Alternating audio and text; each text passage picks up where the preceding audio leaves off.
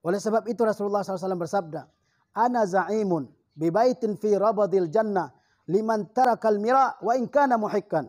Saya menjamin sebuah rumah di pinggiran surga bagi orang yang mau meninggalkan perdebatan walaupun dia merasa benar.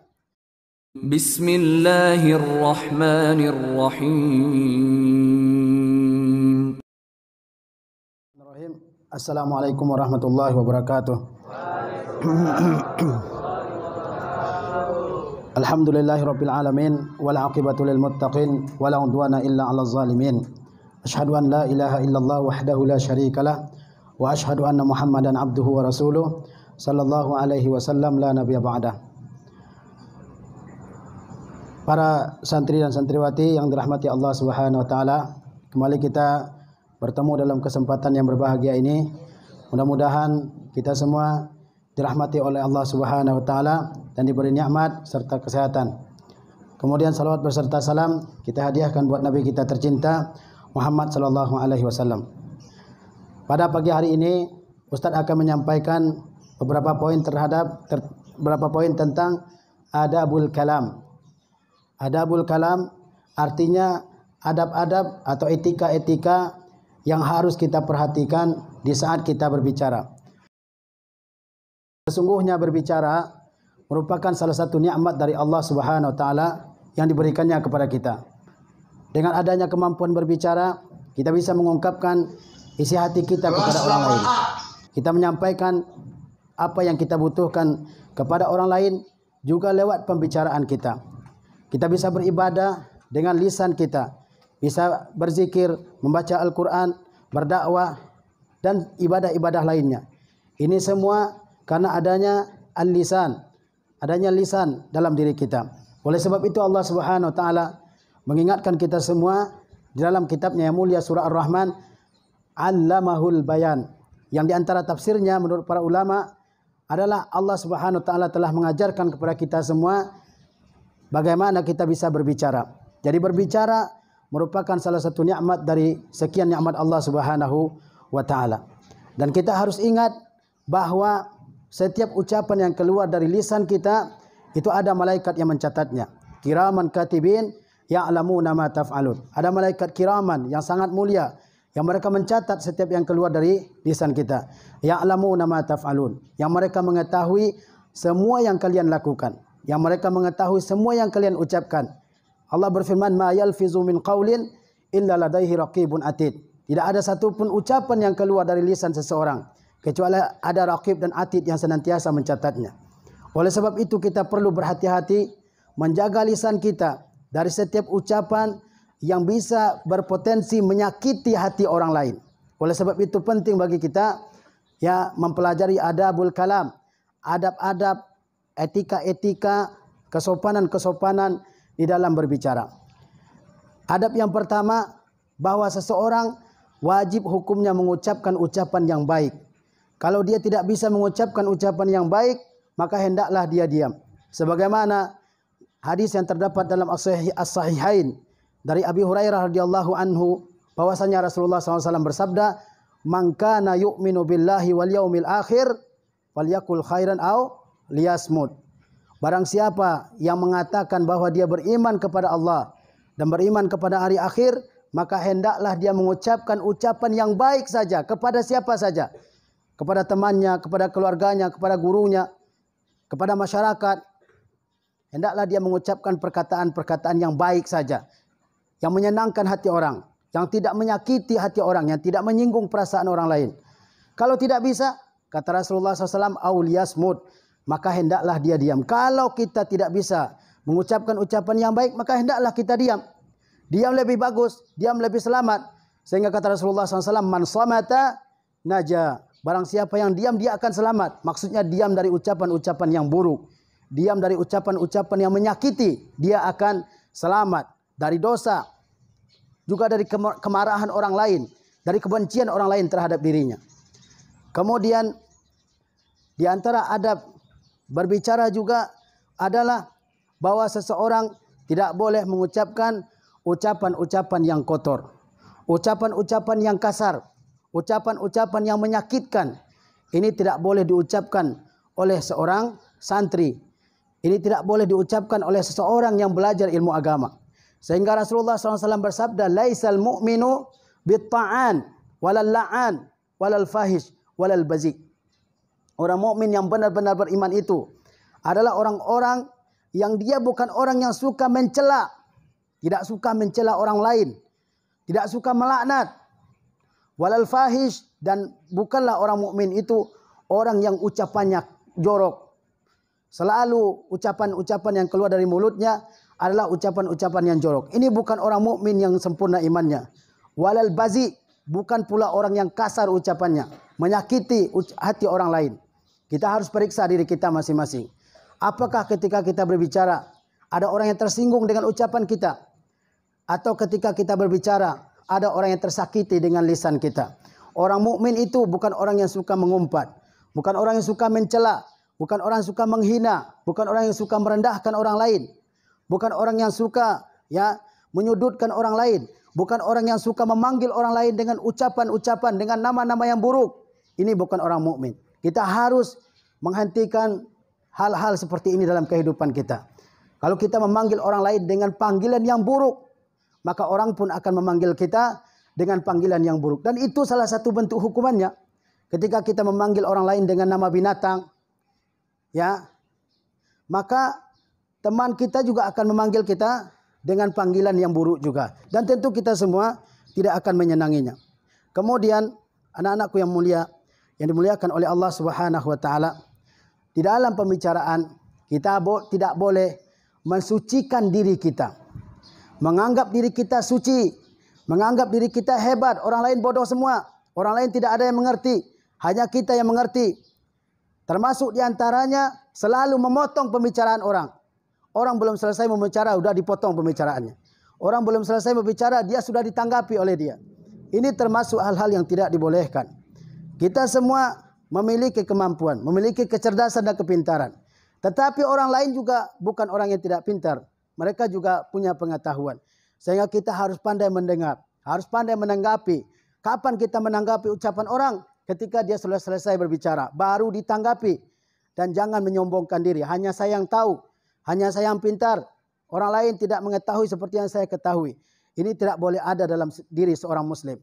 Seperti ayat yang dibaca tadi, "Fala tuzakku anfusakum." Janganlah kalian semua menganggap suci dari diri kalian. Janganlah kalian semua menganggap diri kalian yang pintar, orang lain tidak. Janganlah kalian menganggap bahwa diri kalian yang mengetahui, orang lain tidak. Jangan kalian mengatakan bahwa kalian itu suci dari segala aib, dari segala kesalahan, dari segala kekurangan. Itu tidak boleh ada di dalam diri seorang muslim. Alam tara ilal ladzina yuzakkuna anfusahum balillahu yuzakki may yasha wa la yuzlamuna fatila. Tidakkah engkau mengetahui orang-orang yang mengatakan dan menganggap dirinya suci, Kemudian kata Allah Subhanahu wa taala, balillahu yuzakki may yasha, hanya Allah Subhanahu wa taala yang bisa mensucikan siapa yang dikehendaki oleh Allah Subhanahu wa taala. Wala yuzlamuna fatila, mereka semua tidak dizalimi walaupun dengan kezaliman yang sangat kecil.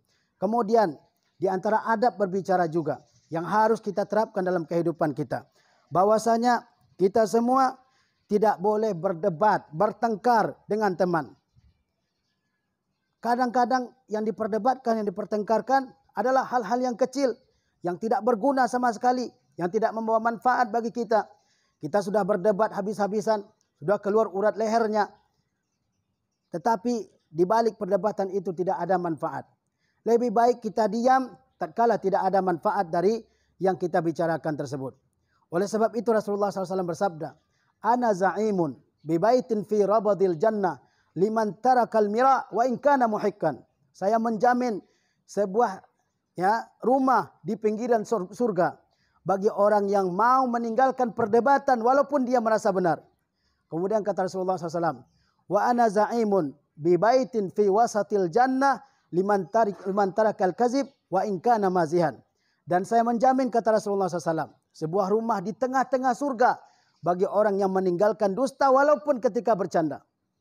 Rasulullah SAW menjamin rumah bagi orang yang meninggalkan perdebatan, tidak mau berdebat dengan orang, tidak mau berpanjang-panjang perdebatan dengan temannya, walaupun dia yang merasa benar.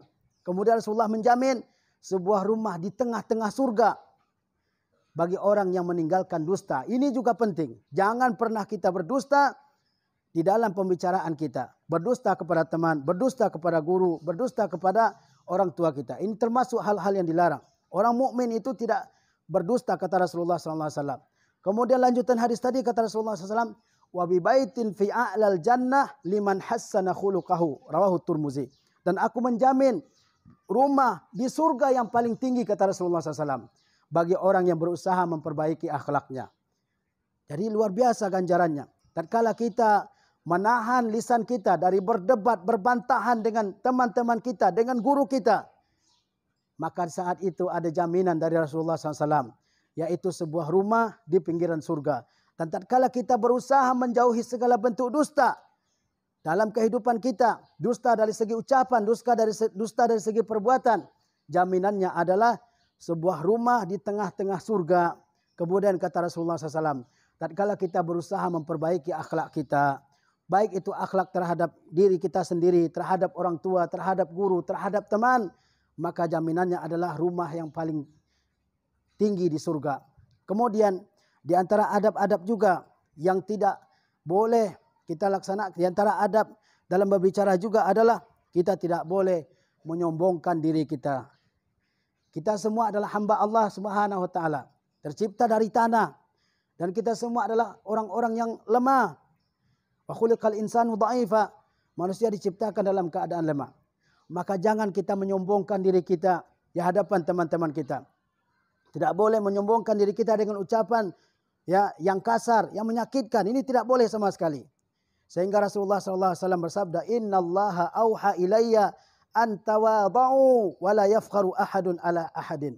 Kata Rasulullah SAW, sesungguhnya Allah memerintahkanku agar kalian semua tawadu, saling merendahkan diri kita di hadapan orang lain. Jangan saling menyombongkan, hanya saya yang pintar, hanya saya yang kaya, hanya saya yang terpandang, hanya saya yang pandai.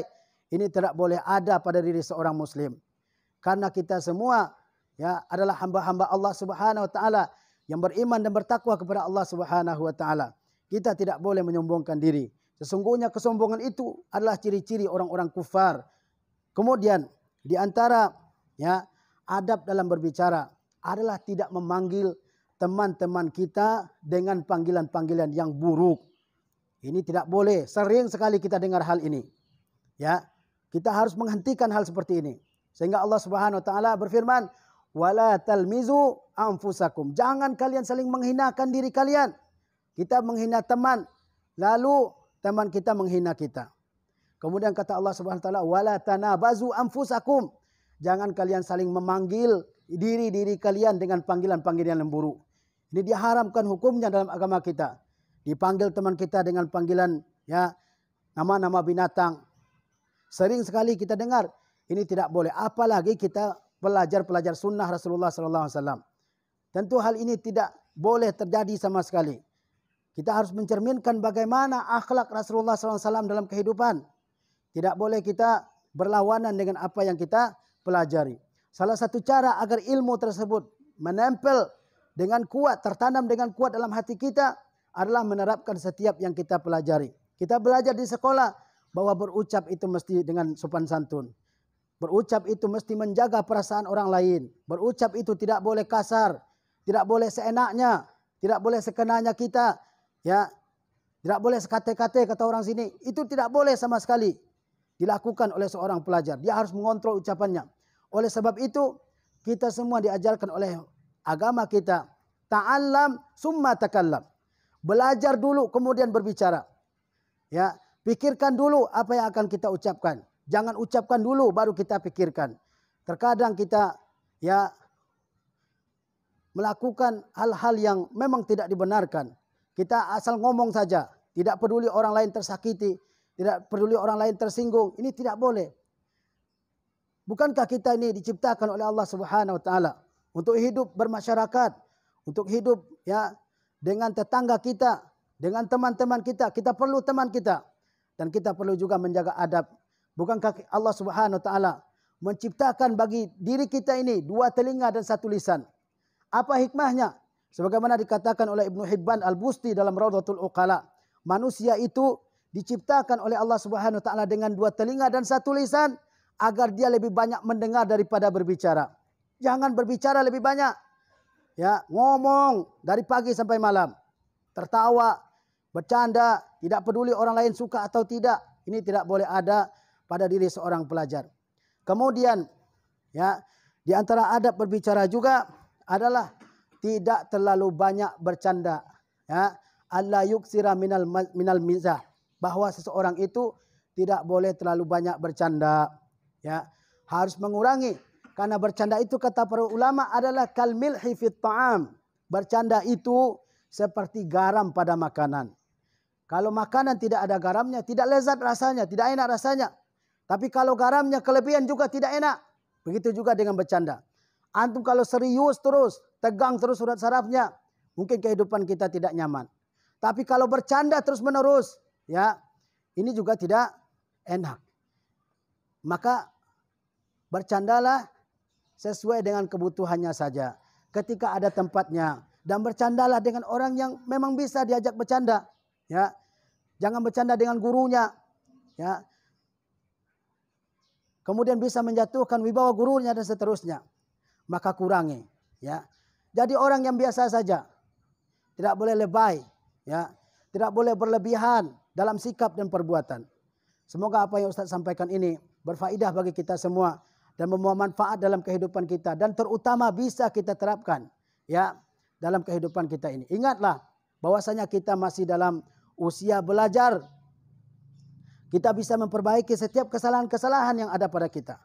Sebab itu seorang ulama Abul Hasan An-Nadwi, beliau mengatakan bahwa manusia di masa muda itu seperti ranting kayu.